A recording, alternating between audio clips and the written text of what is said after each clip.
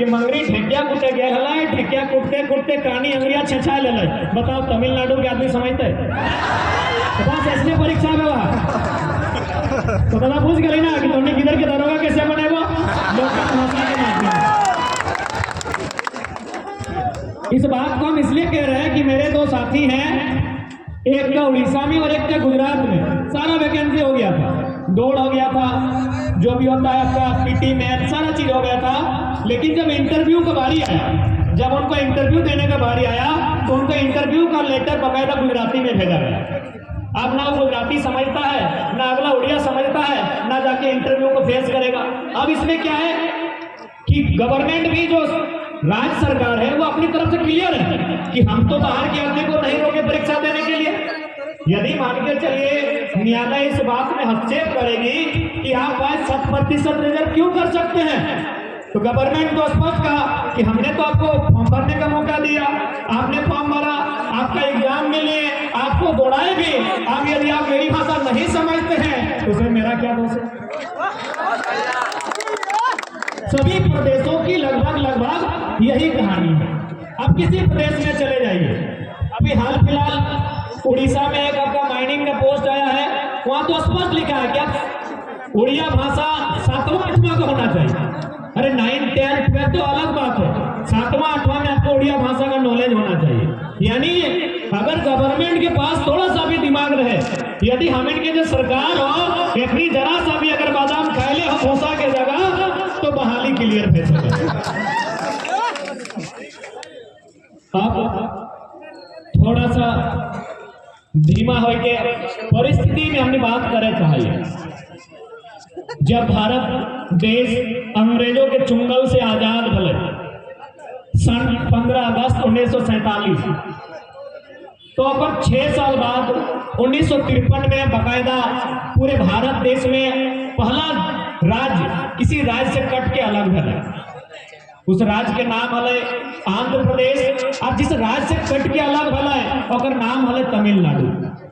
आज हमने सभी बराबर इस बात के जाना है, हम सभी जानते हैं इस बात को कि तमिलनाडु एक अलग स्टेट है और आंध्र प्रदेश एक अलग स्टेट है। क्या यहाँ जितने लोग बैठे हैं, क्या आपके पास कोई ऐसी जानकारी है कि तमिलनाडु और आंध्र प्रदेश अलग होने के बाद बाकायदा आंध्र प्रदेश ने तमिलनाडु में अपने स्थानीय लोगों के लिए कोई बात कही हो, या फिर तमिलनाडु, क्योंकि आंध्र प्रदेश तमिलनाडु का हिस्सा था, क्या तमिलनाडु ने आंध्र प्रदेश में कोई जोर जबरदस्ती की हो? आपके पास कोई उदाहरण है?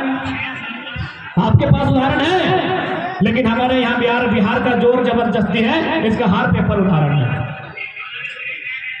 है कि नहीं? अरे अगर मैं डरे की बात भाई, अगर मैं डरे की बात लॉजिकली बात कर रहे हैं। जब तमिलनाडु से आंध्र प्रदेश अलग हुआ और आंध्र प्रदेश के लोगों ने तमिलनाडु में अपना अधिकार नहीं समझा, तमिलनाडु के लोगों ने आंध्र प्रदेश में अपना अधिकार नहीं समझा, तो यूपी बिहार वाले झारखंड में अपना अधिकार क्यों समझेंगे भाई? क्यों समझेंगे?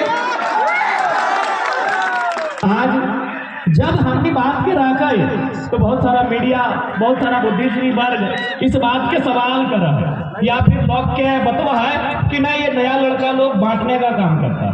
भैया हम लोग कोई बांटने का काम नहीं करते हैं। बाकायदा यदि इन सरकारी दफ्तरों से, क्योंकि हम पता है हमारे लोग को ढिबरा चुनने के लिए नहीं रखा जाता है, लेकिन सरकारी दफ्तरों में यूपी बिहार के लोग रहते हैं। तो यदि इन सरकारी दफ्तरों से यूपी बिहार के लोग झांक कर हमारी आवाज सुन रहे हैं तो मैं चाहूंगा कि अच्छा से सुनिए, मैं चाहूंगा।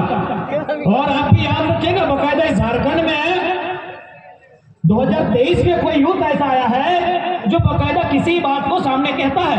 यदि यूपी बिहार के मेरे कोई अधिकारी, क्योंकि आप आयु में हमसे बड़े हैं यानी बड़े भाई, अगर सुन रहे हैं तो मेरी बात बिल्कुल गंभीरता पूर्वक सुनिए, मैं तर्क दे रहा हूं।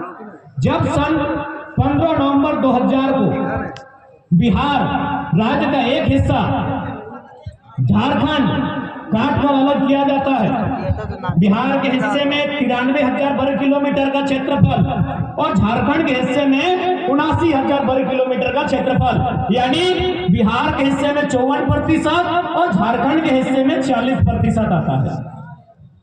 आप थोड़ा सा मनुष्य एक सामाजिक प्राणी है, सभी समाज में रहते हैं, अपने घर में रहते हैं, अपने गांव में रहते हैं। यदि हम दो भाई का उदाहरण लें, यदि दो भाई का परवरिश तो छोटा से होता है, लेकिन जब उसका विवाह होता है तो बंटवारा होता है कि नहीं होता है? बंटवारा हुआ है ना? मैंने ना हुआ कि तब तो कोडरमा वालन बड़ी बेसा बंटवारा हुआ है। दो भाइयों में बंटवारा होता है, साथ पढ़ता है, साथ खेलता है, साथ लड़ता है, लेकिन शादी ब्याह जब होता है और थोड़ा सा जब माता पिता बूढ़े होने लगते हैं तो उनका बंटवारा होता है। उनको चूल्हा अलग मिलता है, 12 बीघा 6 बीघा बन जाता है। इधर थोड़ा डायलॉग फेमस है 12 बीघा, तो 12 बीघा 6 बीघा बन जाता है। दोनों भाई का हिस्सा में 6-6 बीघा आता है। तो ठीक उसी प्रकार बिहार जो दिग्भ्रम फैलाते हैं, मैं साफ कहता हूं कि बिहार हमारा बड़ा भाई है। संविधान की दृष्टिकोण से, भौगोलिक दृष्टिकोण से नहीं, सामाजिक दृष्टिकोण से नहीं, सांस्कृतिक दृष्टिकोण से नहीं, भाषा के दृष्टिकोण से नहीं, संवैधानिक दृष्टिकोण से बिहार हमारा बड़ा भाई है। आज खुले मंच पे हम स्वीकार करते हैं और हम ये मानते हैं जिस प्रकार तो भाइयों में बंटवारा होता है, उसी प्रकार बिहार और झारखंड में बंटवारा हो चुका है। बाकायदा 2000 में हुआ है, 15 नवंबर को हुआ है। बाकायदा बिहार राज्य पुनर्गठन अधिनियम के तहत हुआ है, जब 2 राज्यों का संवैधानिक बंटवारा हो चुका है। जब 2 भाइयों का बंटवारा होता है तो बड़ा भाई का ये किसी भी सूरत में कर्तव्य नहीं बनता है कि छोटा भाई के चर और जोरू पर नजर गड़ाए।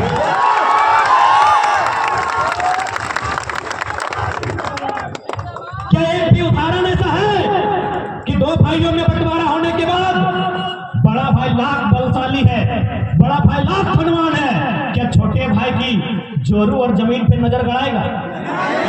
तो शोभा देगा? जब बंटवारा हो चुका है, बड़ा भाई को जबकि ज्यादा है, आपके पास 93,000 वर्ग किलोमीटर है, हमारे पास 79,000 वर्ग किलोमीटर है। जब बड़ा भाई छोटा भाई में बंटवारा हो चुका है, छोटा भाई अपनी जोरू ला चुका है, अपनी जमीन में दखल कर चुका है, तो आप कौन होते हैं कि वहां कौन सा फसल लगेगा?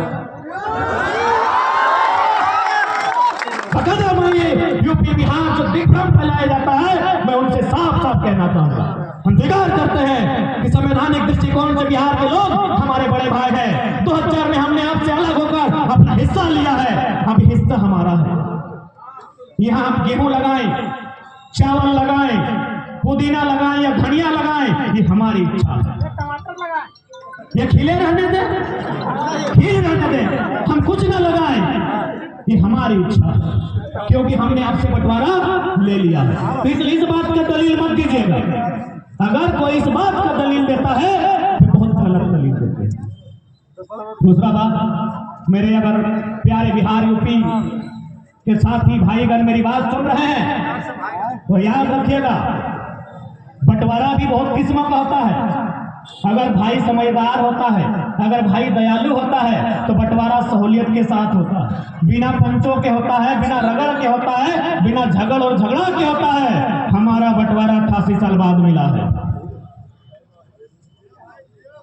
हमारा बंटवारा 88 साल बाद मिला है, यानी हजारों बार पंचायती हुई, हजारों बार मीटिंग हुए, हजारों बार मांग मांगी गई, लेकिन उसके बाद भी 88,000 बलिदान के बाद 88 साल बाद झारखंड बना है।